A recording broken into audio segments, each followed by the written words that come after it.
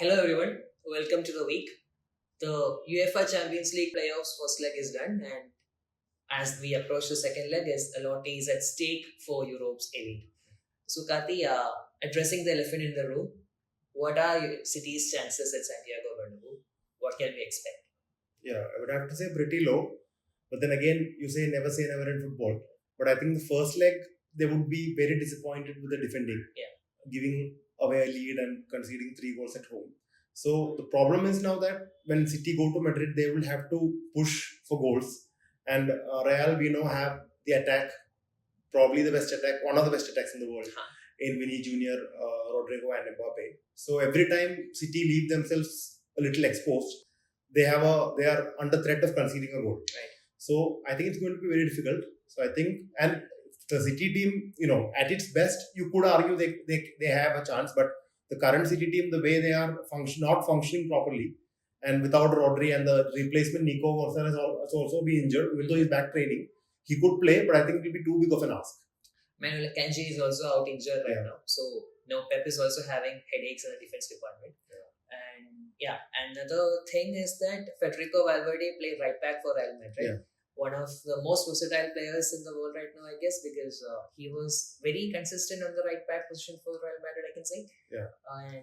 I think the thing is, Real players, because of the experience that they have, players like Valverde, they are capable of doing a lot of things. Whereas City nowadays, they're having to field a lot of players who are not actually used to this level of the game. Like in the past, they have had serial winners, but after those players have moved on, they are not really. The squad is not full of winners right now. There are a lot of players who are comparatively less experienced. Even extremely talented players like Savinho or Doku, they are not at the same level as a Riyad Mahrez or players like that. Right. So that is an issue, and I think there was a rebuild which is planned for 2024, summer of 2024, but it was pushed back because Guardiola had not yet committed to a new contract. And in the January window, even though they spend a lot of money, I think those signings will need a lot of time to settle in. If those same signings had happened in the summer, they would have been ready by now. Right. So I think not starting the rebuild in summer 2024 was a major issue. This is the first time, one of the few times City has made a mistake like this. Like I remember not signing a replacement for Kompany. That was an issue. That is the only season when they didn't win the Premier League during the last 6 years. So that was an issue, and I think that is now there is too much to do to go to Madrid and win. I think that's too big of an ask. So what are your predictions? What is going to be a scoreline at Bernabeu? I can't go into a scoreline, but I think Real will go through. It will be very surprising if Real doesn't go through.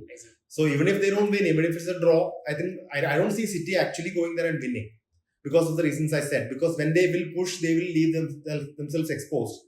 So it could turn into an embarrassing scoreline for City on aggregate, or it could be a tight match. But whatever happens, I don't see City going through.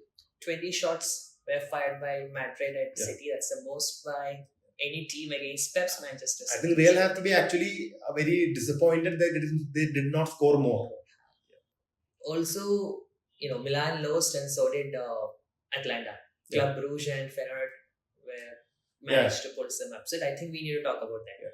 So I think Milan, I was actually expecting it to be a very tough match for them. Feyenoord have shown that they are capable of beating big teams. They beat Bayern 3-0 in the league phase. And City, they were 3-0 down and they drew the match 3-3. But before the match, they had lost their manager. So this was the interim manager's first match. So given that, it was an impressive showing. But the goal obviously came from a mistake by Maignan. So that is not something you expect a top goalkeeper to be doing. But the bigger issue, I think, is that, Milan's right side of Milan's defense was completely shattered. Kyle Walker was playing there, obviously. He's having a horrible season. So you have, a player like Igor Paixão, who completely ripped him apart. And I don't see that changing in the second leg.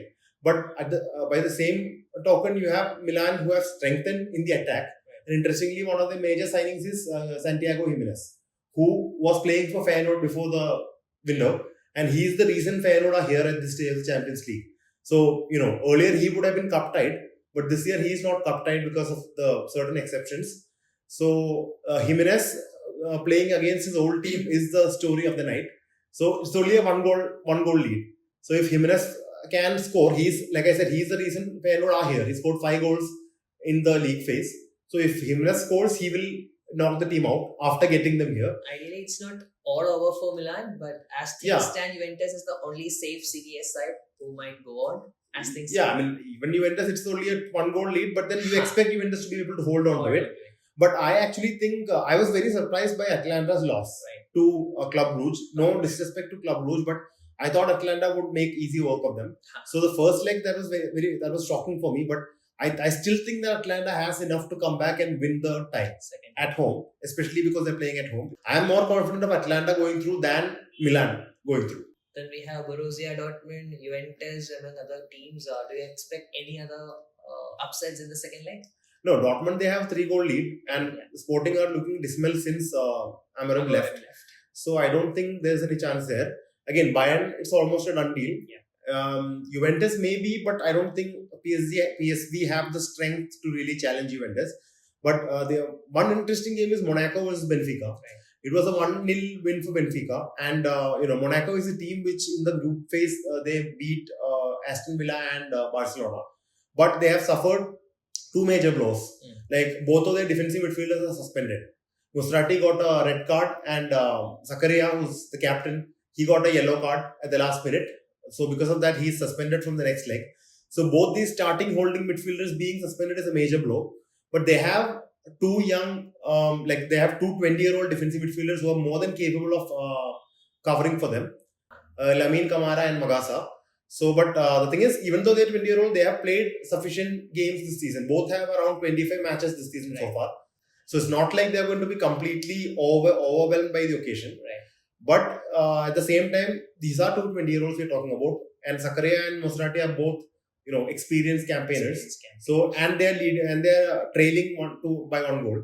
So going into this game without these holding midfielders, any other position I would have been okay. Like even a defender or a attacker, it would have been better. But losing both your holding midfielders for the same game is going to be very tough to overcome. Clearly a do-or-die situation for Monaco, and hopefully they will live up to the expectations and give us a match to remember. That's all from us today. Hopefully we'll have some memorable games in the second leg like we had in the first leg. Do let us know in the comment box what your predictions are for the matches. Thank you for watching.